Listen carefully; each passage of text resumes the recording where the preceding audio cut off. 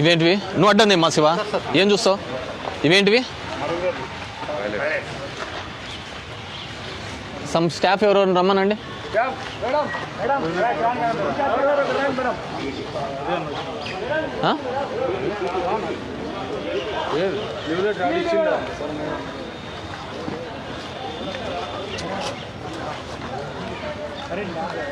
వీళ్ళందరూ తప్పించుకొని తిరుగుతున్నారా?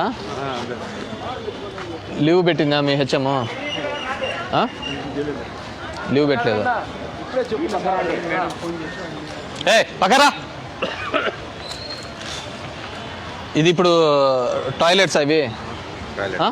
ఏ ఎవరో ఒక టీచర్ని రమ్మనండి. ఏమంతా భయపడి ఉరకాల్సింది ఏముంటుంది?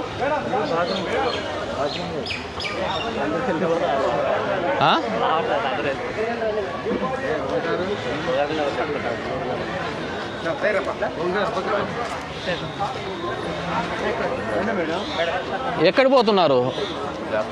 నేను క్లాసెస్ అని ఇన్స్పెక్ట్ చేస్తున్నప్పుడు ఒక టీచర్ లేకుండా అందరూ ఎవరు మటుకు వాళ్ళు స్కాటర్డ్ అయిపోయి ఎక్కడికి పోవాలని? ఒక క్లాస్ రూమ్ లేరు. ఈజ్ ద టాయిలెట్సా? ఇవి బాత్రూమ్లా మేడం? ఇవి ఏదానికి వాడుతున్నారు? వాడటం లేదా? ఏంటివి ఇవి యాక్చువల్గా అయితే?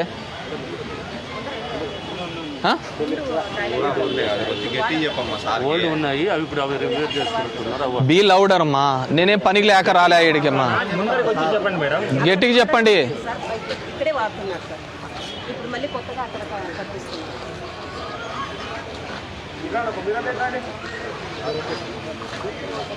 మనం ఒక ఎడ్యుకేషన్ సిస్టంలో మనం చేస్తున్నది ఏమన్నా బాగుందండి? నాకు తెలియదు, నాకు అర్థం కావటం లేదు.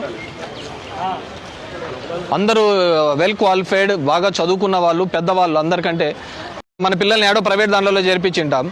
వేరే పిల్లలు మనం అందరు బాగా చదువు చెప్తామని ఇక్కడ చేర్పించి నేను మాట్లాడేంత రికార్డ్ అయితే అంటలే, దాంట్లో కట్ చేసుకొని పెట్టుకుంటే సరిపోతుంది. I'm speaking one thing, very సీరియస్గా మాట్లాడుతున్నాను.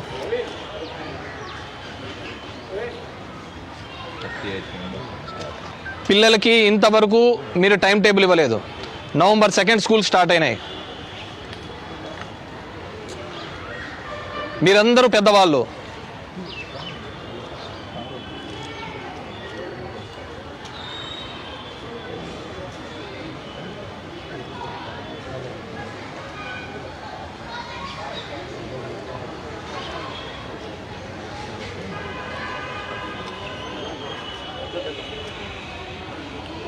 లాస్ట్ సెక్షన్ ఒకటి 3 సెక్షన్స్ నుంచి పిల్లలు ఎక్కువ ఉన్నారని ఇది ఒక్క సెక్షన్కి మాత్రం టైం టేబుల్ లేదు సార్. మిగతా అన్ని sections I have spoken to all the sections ma'am. నేను అన్నీ మాట్లాడుకుంటూ వచ్చాను. ఈ సెక్షన్లో అంతా 10 మంది లేరు, దాంట్లో 70 మంది ఉన్నారు. కింద ఉన్నవానికి బోర్డు కనపడదు, ఇది ఉండదు. శోభా మర్రి, సుధా, రాధా, టి శైలజ, సరళ, ఆనందమ్మ, కృష్ణవేణి అండ్ రమణావాణి.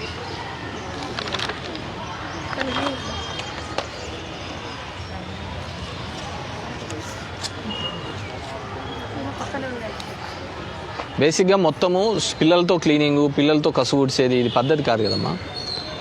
మనం హ్యాబిట్యూడ్స్ డెవలప్ చేయాలి కానీ వాళ్ళకి మంచి అలవాట్లు, వాళ్ళతో కసు ఊడ్చేది ఇది కాదు కదా. స్కూల్కి ఏం పోయినామంటే కసును ఊడ్చేది నేర్చుకున్నాం అనేది కాదు కదమ్మా. మనమంతా ఒక డిగ్నిఫైడ్ మంచి పొజిషన్లో ఉన్నాం మేడం. అండ్ సెక్షన్స్ ఇంతవరకు డివైడ్ చేయలే. అండ్ 9th and 10th నేను విజిట్ చేసినది, విచ్ ఈస్ క్రూషియల్. వాళ్ళకి ఇప్పుడు ఏదే కానీ సరిగ్గా చేయకపోయినా చదవకపోయినా కానీ అంత క్రూషియల్ ఉన్న దాంట్లోకి మీరు చేసుకోకుంటే ఎట్లా? ఈరోజు మొత్తం అంతా కూడా క్లీన్ చేయించారు. And we keep the dustbins కూడా మొత్తం మేము ఈరోజు మున్సిపాలిటీ మొత్తం క్లీన్ చేపిస్తాం. We keep the dustbins. మీకున్న ఆమె పని చేసిందా పని చేసినట్టు, లేదంటే తీసేసి ఇంకొన్ని పనులను పెట్టుకోండి. Every week I'm going to visit this place. I want entire change కనపడాలి. ఇది మన స్కూల్ కాకపోయినా కానీ మీరు ర్యాండమ్ విజిట్స్ చేయొచ్చు ఈ రూట్లో. అసలు సెంటర్లో ఉన్న, ఊరు సెంటర్లో ఉన్న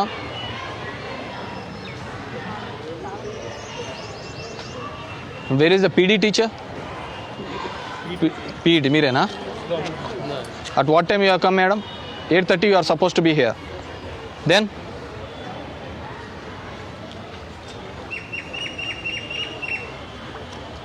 మనం 9 గంటలకు వస్తే వాళ్ళు 9:10కో 9:15కో వస్తారు మేడం. మనం 10 గంటలకు వస్తే వాళ్ళు ఎన్ని గంటలకు రావాలి పిల్లలు?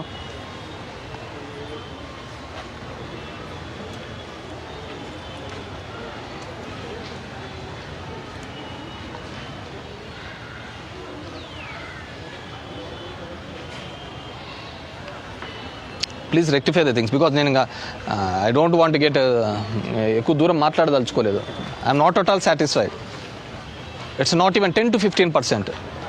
We are not up to the mark. మేము మొత్తం అంతా క్లీన్ చేసి ఇస్తాము, డస్ట్బిన్స్ ఇస్తాము.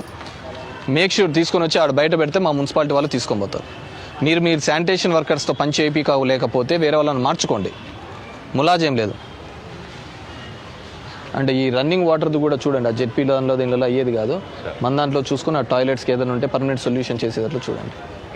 రిపేర్స్ ఏమైనా ఉన్నా కానీ టాయిలెట్స్ అన్లెస్ మళ్ళీ నాడు నేడులో ఇది అయ్యేంత వరకు. ఏంది ఏం చెప్పండి మా, చెప్పండి. రెగ్యులర్గా వర్కర్ ఒకరు కావాలా? ఇప్పుడు ఉన్నారు కదా, ఇద్దరు ఉన్నారు కదమ్మా. ఎందుకు వాళ్ళకి జీతం ఇవ్వటం లేదా? ఇస్తున్నామా లేదా? అవును, స్కూల్ అవుట్ టైంలో అంటిస్తున్నారంట. స్కూల్ టైంలో ఇది ఎక్కడున్నారు వాళ్ళు? శానిటేషన్ ఏమన్నారు పని వాళ్ళు? అన్నారు చూడు ఇటు రమ్మను.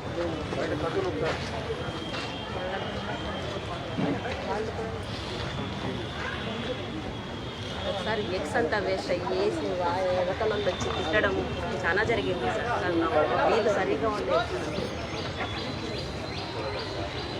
ఇప్పుడు అంటించడం మేము ఎప్పుడు ఈ టైంలో పెట్టించాము. ఇప్పుడు Saturday time sir check. Saturday అయితే సండే గ్యాప్ వస్తుంది కదా, స్మోక్ అంతా పోతుంది.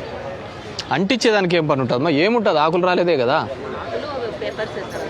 పేపర్లు అంటించేందుకు డస్ట్బిన్లో పెట్టేస్తే మా వాళ్ళు మున్సిపాలిటీ వాళ్ళు క్లీన్ చేస్తారు.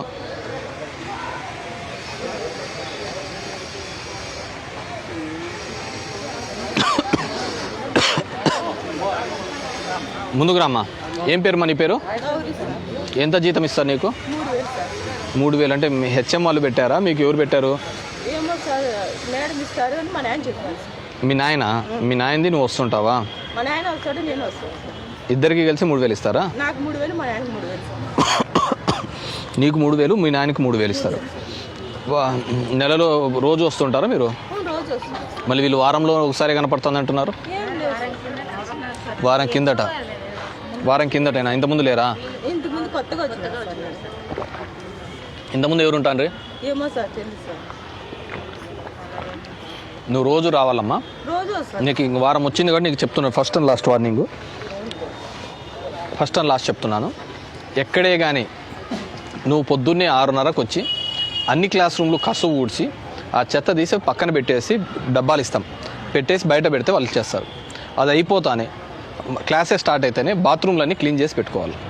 అర్థమవుతుందా? లేదంటే నువ్వు సాయంత్రం పోయేటప్పుడైనా సరే, పిల్లలందరూ పోయిన తర్వాత అయినా బాత్రూమ్స్ అన్నీ క్లీన్ చేసి వాష్ చేసి పెట్టాలి.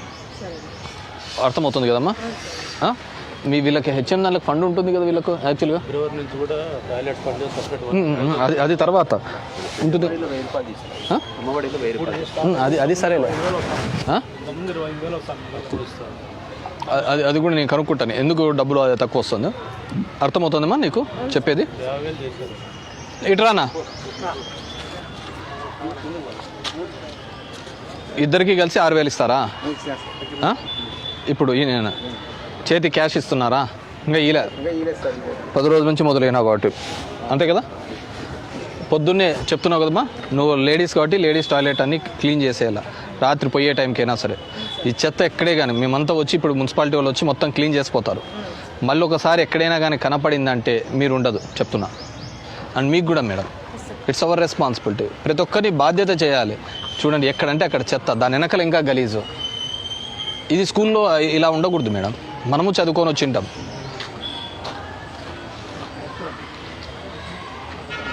I don't want get repeated అండి, ప్లీజ్. Thank you.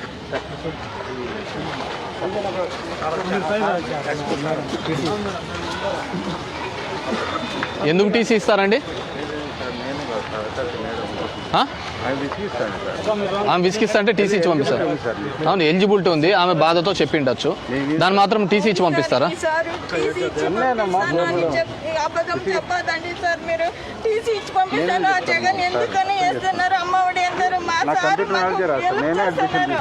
మా వాడి ఓనర్ హెల్ప్ చేస్తున్నారు, మాకు వాలంటరీ ఒక్క నిమిషం. మీరు ఏ లెక్చరర్? ఏ టీచరు? Social teacher. ఏంది అపార్థం చేసుకుంటుందండి?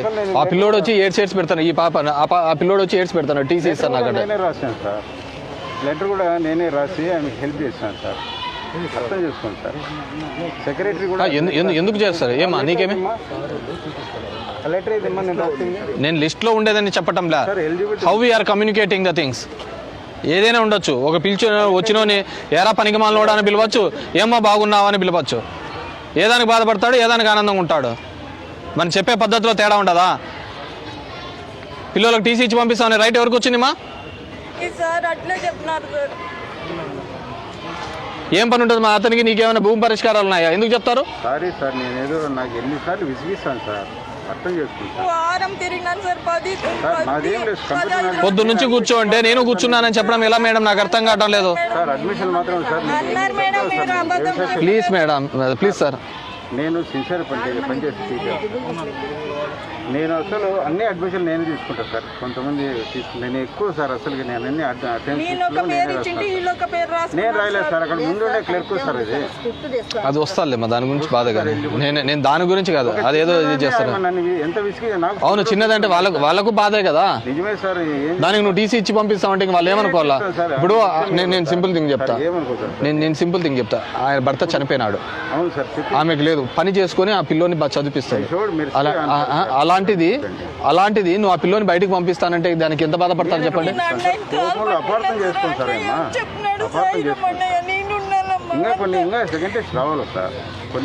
అది తర్వాత విషయం అండి. మనం ఆ విషయాన్ని ఎలా చెప్తున్నాం, ఎలా కమ్యూనికేట్ చేస్తున్నామని. ఎంత సార్, మా ఇంట్లో మా వారి కూడా చెప్పింది సార్, ఆయన ప్రైవేట్ స్కూల్ టీచర్ సార్, నాకు నచ్చి చెప్పిందా, నిజానికి చెప్తున్నా. మా సార్ అట్లా వాడు కాదు, సర్వీస్ మోటివే.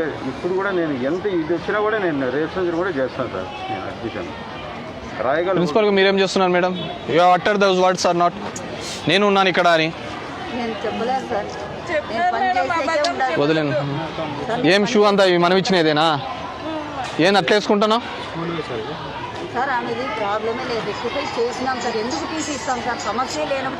ఆ డబ్బులు పడతాయిలే, మనం ఏం కంగారు పడద్దులే, పడతాయిలే. నువ్వు స్కూల్కి పోనన్నా please madam. How we communicate.